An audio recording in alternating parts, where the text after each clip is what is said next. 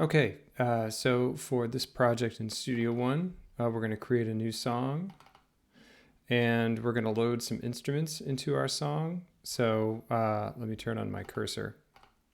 We're going to go here to adding instrument one, which is our drums. And we're going to say, okay, we're going to go over here to instruments. You're going to load the drum kit that you prefer. You can simply drag and drop it into your track and it'll load your drum map to your track. You can also open the editor and scroll down to see where your kick drum is going to be. Remember that in Studio One you need to establish the loop, turn it on up here, find the handles in this grayed out area and open that up to be a one measure loop is what I recommend. Click the loop button down here, send it to the beginning and hit record. I also recommend lowering the tempo to 90 or so. You can play in as it loops.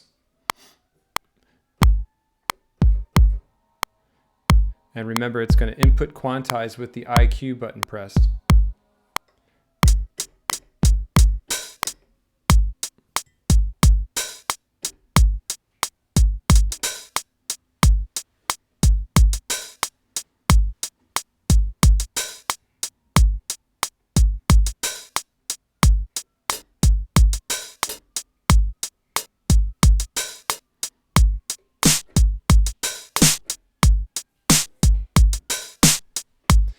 Okay, and so you kind of build it up from a simple backbeat to something that you like.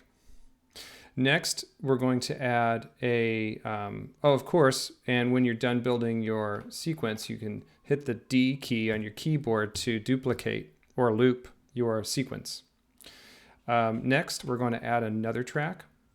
We're going to add a bass track. I'll zoom it out a little bit more here. I think. There we go. You go over here to your bass here and you can select whichever bass you'd like. Let me try to find the one that I was using before. I think that was the Moog bass.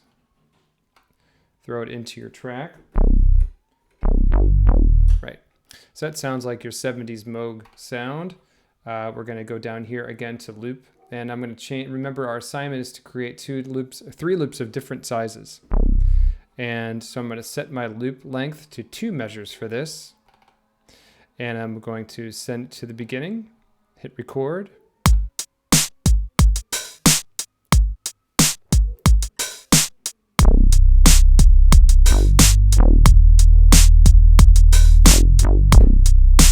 And sequence something in there, and I can put something on top of that.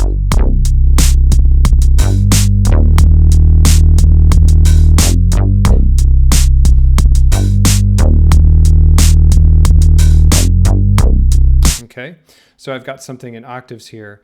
And remember we were talking about velocity contouring in GarageBand in class. Velocity contouring can also be done down here by controlling the velocity sensitivity of each sound. We can select all and then do a little bit of velocity contouring down here to create a crescendo.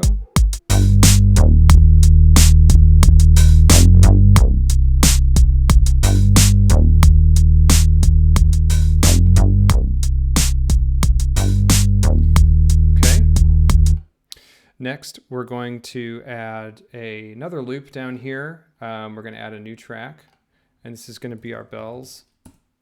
And our loop length is going to be 1.5 measures. And we're going to add an instrument, not bass, but analog bell is fine. And okay. So that's a pretty strong sound. Maybe I turn this down a little bit here. And then again, you can either play it in or you can sequence it in. I'm going to play it in. Oops. I forgot to go back to the beginning.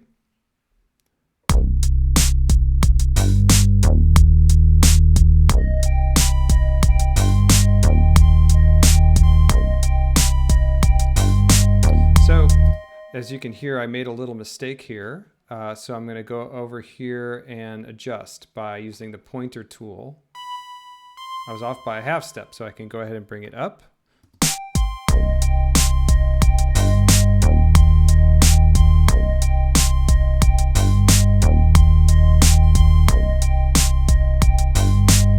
And I can adjust the sensitivity of each thing by selecting all and creating a crescendo by increasing the velocity.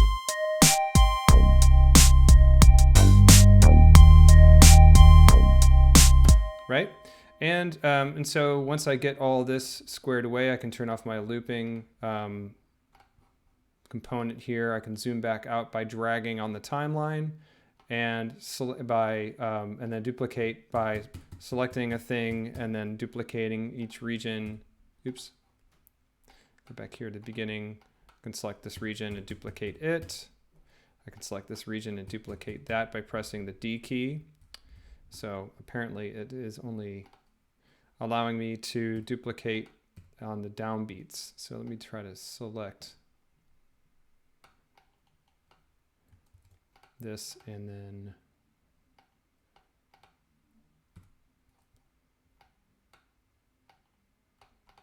synchronize it that way. I'm having some trouble getting this to fill in, but you get the gist that you can